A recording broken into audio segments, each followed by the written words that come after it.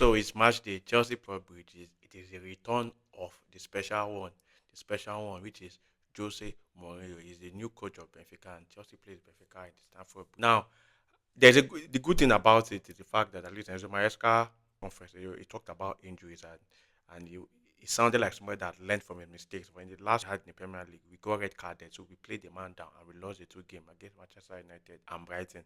And with the way the press conference went, it shows that Maresca has learned his lesson in terms of only making decisions because he got the man down.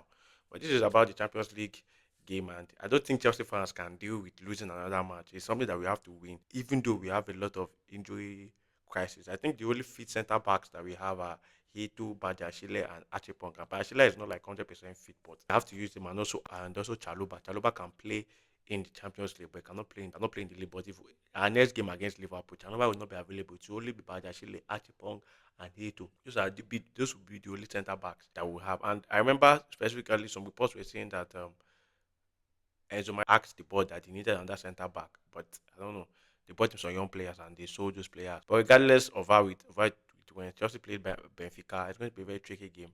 And there were reports that Benfica, Enzo Maresca said in his press conference that Moses Caicedo, Joao Pedro, and Andy Santos are in doubt for the game against Benfica. And I don't know what's happening to Chelsea right now. I don't know what's happening, but we have a lot of injury crisis, especially in our centre back position. And now it's already affecting our midfield and attacking players. So if we don't have Caicedo, we don't have Andy Santos, and we don't have Joao Pedro, it's going to be a tough time.